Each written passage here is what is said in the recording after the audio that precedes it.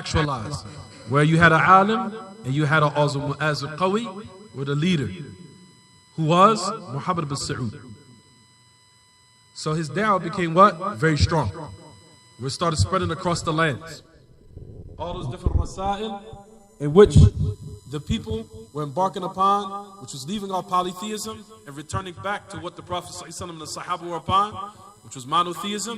Shaykh al-Islam started writing those rasail from the various different types of treaties that you are familiar with, all of us are familiar with, such as Al-Qawaid al-Arba', Usul al-Thalatha, and the likes of those books, and other books other than that.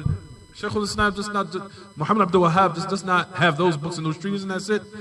Those are some of the books in which we know. And also likewise this book in which we're going to study, which is Kitaab At-Tawheed, which is considered a marji', which is considered a reference with Ahl Sunnah in the regards to how and what monotheism is and what's the different aspects of polytheism that's binding upon one to stay away from.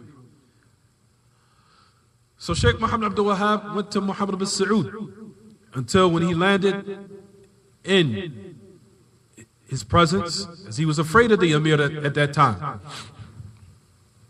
It was said that a woman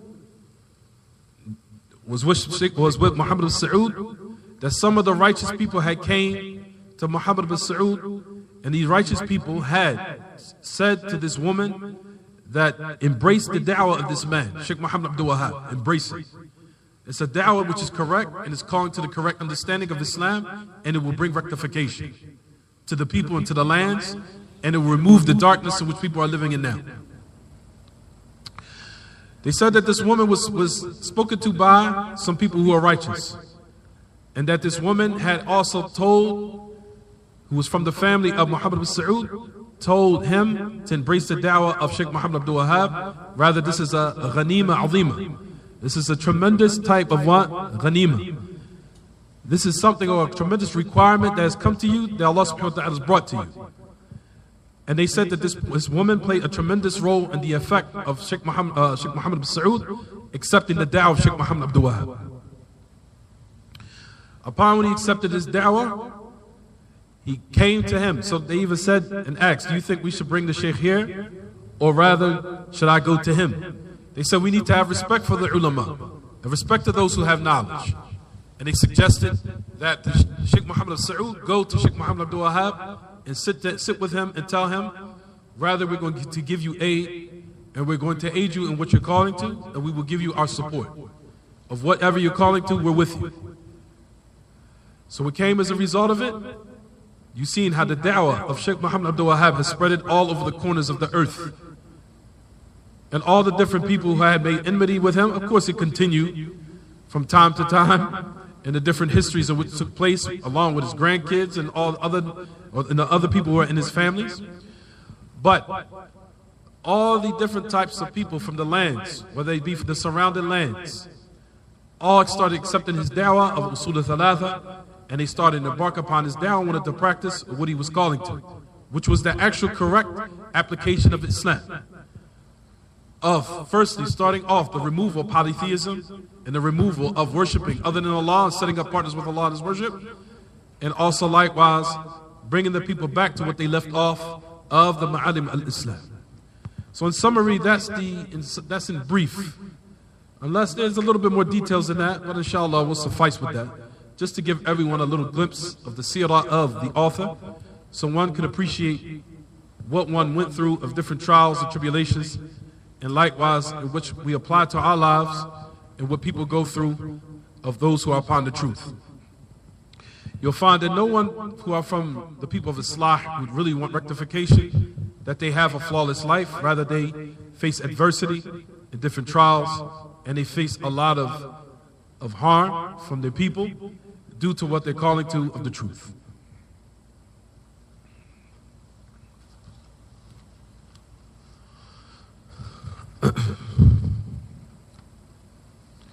If you open your books,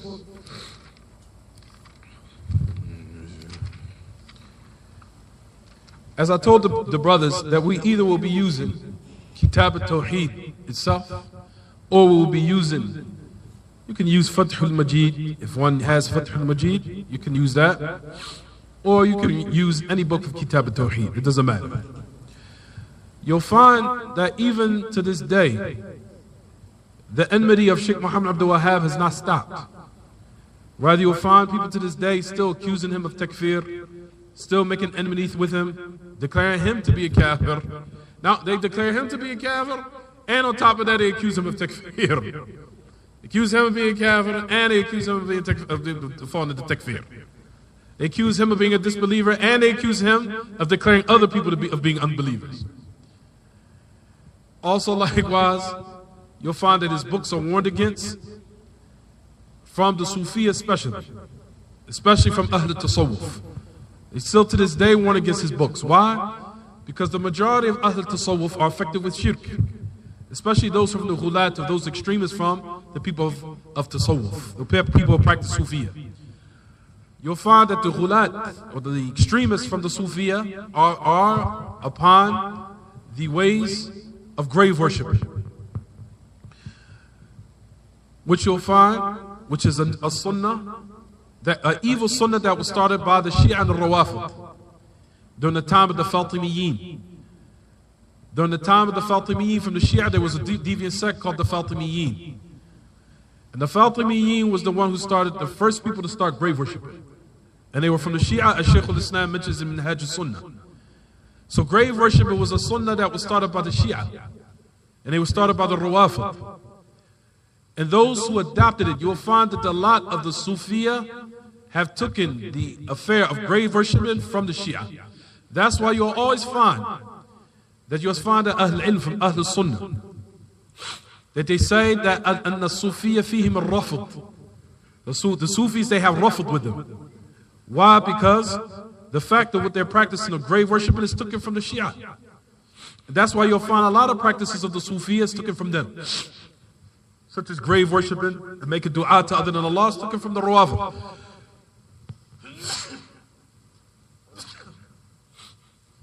Alhamdulillah. You'll find of that which the Sufiya practice of innovative practices, and which they do, especially, which is the most pathetic and most disgraceful of their worship, which is grave worshiping, the ibadat al-qubur, is taken from the Fatimiyin, from the Rawafid.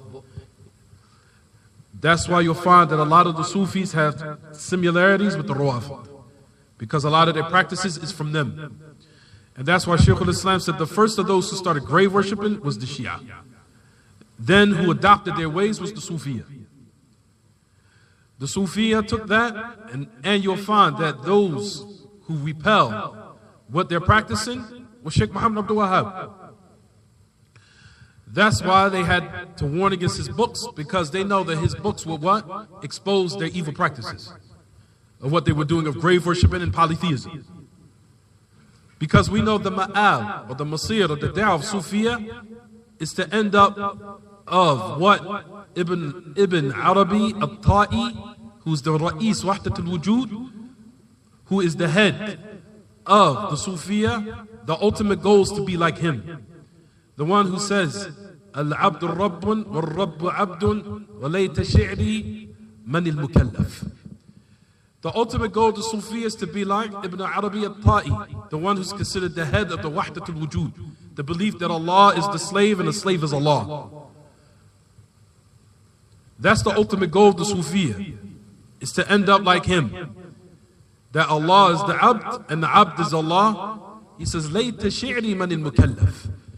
He says, Layta shi'ri man al-Mukallaf. He says, how amazing that I will have the duties or the duties of Allah raised off of me. Meaning I reached the level where I don't even have to do anything anymore. I have to salah, I have to pray salah. I don't have to do anything of the duties that are obliged upon me. Those things are raised off of me after I reach this level of so-called Iman. So the Sufiya are upon this way. Their ultimate goal from their scholars is to be like that. In which Sheikh Muhammad Abdul Wahhab, as we know in his book in which we're going to embark upon, made war with those ideologies. Those ideologies which are considered polytheism and are very evil and wicked, which causes the blessing of Allah subhanahu wa ta'ala to be removed from the land. Those wicked ideologies and beliefs which comes as a result of it, like we said, Ya Ma'ashul Ikhwa, is that it brings Allah subhanahu wa ta'ala's anger upon the people and it removes the barakah from the land. That's why you'll find a lot of those who are Rawafid and those who are engrossed in Sufiya is that they have blackness on their face. If their lives are just black and dull. Why? Because they left off that which the Sahaba were upon and what was correct as far as in the true practice of this religion of Islam, and he embarked upon something which is evil and wicked and satanic, which opposes the light in which the Prophet ﷺ came and also what he taught the Sahaba. So you'll find in these books of Kitaab At-Tawheed is a considered marji' for Ahl Sunnah in this regard, to teach the people correctly what is monotheism. And you'll see how the light that emanates from the ilm, from the knowledge that is in this book, which is tremendous light. And you'll find by that illuminating the light of ilm, how the people has started becoming enriched as far as in their education about the ma'rifah of the knowledge of Allah, until once that was deep rooted in their hearts, then likewise you'll find what follows behind it, the people start leaving off sins. This is exactly what the Prophet ﷺ had called to for 13 years straight. We concentrated alayhi salatu wasalam on the worship of Allah subhanahu wa ta'ala. The Prophet ﷺ never cared about politics in the beginning for 13 years straight. The affair wasn't connected with siyasa whatsoever. You'll find that the majority of the Muslims these days busy themselves with siyasa, which is a khata'un fahish, which is a very abominable, disgusting mistake. Rather, the affair is to do exactly what the Prophet ﷺ did, step by step, and give a da'wah to the people, which is to focus on the affair of monotheism. It's to purify it and concentrate on purifying the people's mindsets and purifying the people's hearts from all the wickedness and the filth that they possess from what they had acquired before they were Muslim or even while they was Muslim. Because some of the people, as we know, as far as the da'wah, then it breaks down to two types. As you'll find that da'wah, you have what they call da'wah to tasheeh, and then you have what they call da'wah to ta'sees. You have what da'wah which is called tasheeh, da'wah which is called correcting ones, i'tiqad. Meaning, person might be Muslim, but he still carries ideologies which are incorrect, or in contrast to what is correct. So that da'wah is called tasheeh. You're correcting what the people contain of those corrupt and wicked beliefs from the i'tiqad, from the belief that has been tainted with due to other evil scholars that are calling the Muslims to what is incorrect. وَمَا أَكْثَرَهُمْ وَلَا كَثَرَهُمُ اللَّهُ. And how plentiful they are today, and may Allah subhanahu wa ta'ala not make them plenty. So you person who doubt his concentration is to come to Muslims, his da'wah is considered what they call tasheeh, correcting the Muslims. But they still carry ideologies of what is incorrect. As we know in Misr, in Egypt, you have people who are worshiping graves, which is incorrect. Make a dua to other than Allah. And they also have their own, you have people who make graves around Badawi. They make dua to Badawi. You make dua to an individual who is dead from the righteous. For Abdul Qadir, if you'll talk about, inshallah, as we'll talk about, bi'idhnillah, some of them were from the righteous. Some of them were not from the righteous. But at any rate, making dua to the other than Allah is polytheism. You find that this is going on in the Muslim land. So you'll find that even though they're Muslim, what they're doing is what? Is incorrect. Then you have the second category, which is da'wah to ta'sees, which is laying down the foundation, which is to people who are not Muslim. It's to people who are not Muslim at all, and calling them to that which is correct. So in regards to this matter of what we're propagating now, you will find in this book, in which we're going to benefit from bi'idhnillah jalla wa azz, on a consistent basis, how important this book is in the life of a Muslim, and how the true haqq which this book contains, in which if the Muslims was to return back to teaching the likes of these books, then the izzah and the honor of the Muslims would come back to them. But you'll find that the majority of the Muslims now, even in other countries and here in America from those other masajid, busy themselves with politics, which is incorrect. What's incumbent upon a person is to start off with the Prophet ﷺ started off with, which is calling the people to the Tawheed of Allah Ta'ala. And the Prophet ﷺ, like we said, focused on that affair for 13 years. And the affair of politics didn't come till later. Later on down the line to when he went to Al-Madinah, which was a long period of time later, 13 years later. The affair wasn't even turning towards or looking towards politics and power. He didn't even worry about politics and power, alayhi salatu wasalam. All he worried about was going to the communities and going to the society and just calling them the La ilaha illallah and them leaving off polytheism. You'll find in this book, if you look, it says Kitaab At-Tawheed. As it starts off, Bismillahir Rahmanir Rahim. Bismillah. If you look in your books, and everyone, I hope they have their book. Everybody bring their books. So, brothers, next time bring your books, Kitaab At-Tawheed. And if not, then bring a PDF if one does not have the book. Having your book is very important in this lesson. As your book stays with you. You can teach it to your family, your kids. But however, al-hifz, or memorization in these days and times, al-khawwat, or khawwat, al-hifz fi hadhi al-ayyam khawwat wa da'if, فَسُرْعَانَ مَا تَنْسَوْا. So one has to realize that memories in these days and times are weak. So but however, information as far as with your pen and your paper stays with you, in your book. So from this time, from next lesson, ya ma'ashal ikhwa, and the sisters who are listening, I hope that they bring their books because it's very vital and important. And as you read this book, you'll find this book is very important. And as I told the brothers in the conference last week, I went over this book and finished it in the khutbah every day, every Friday. Actually, we finished it 3 times. Once it was in the khutbah every week. And after we finished this book, you've seen the effect and the impact that it had on the community in Philadelphia.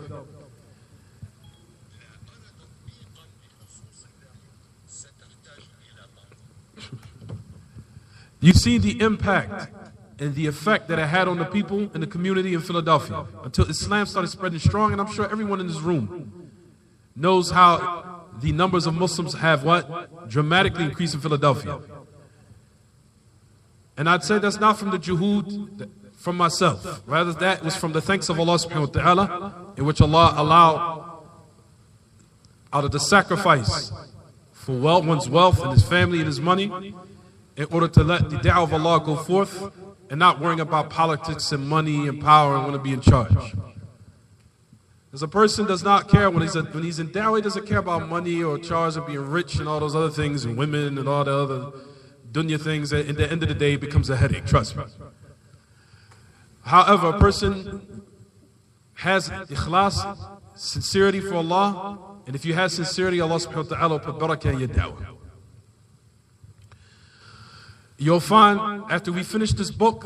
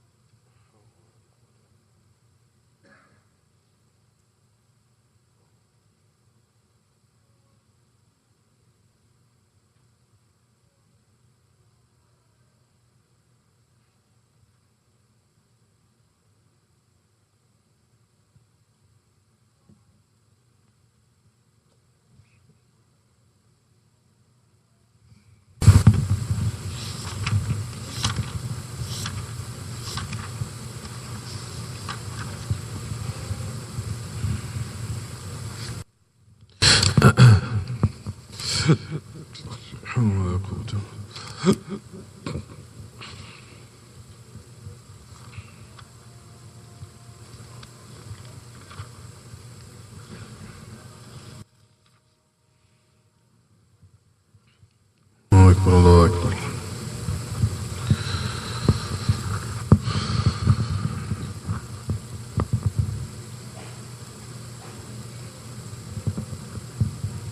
اللهم رب هذه الدعوة التامة والصلاة القائمة آتي محمد السيد الفضيل وبعث مقام محمد. Now, so we start, how many minutes we have today? The Iqamah was it 15? 15 minutes. After the Adhan is called? I think it's 15 minutes. Oh, I'm sorry, right there. How was 15? Okay, about 10 minutes. To pray right now? It's time to pray right now.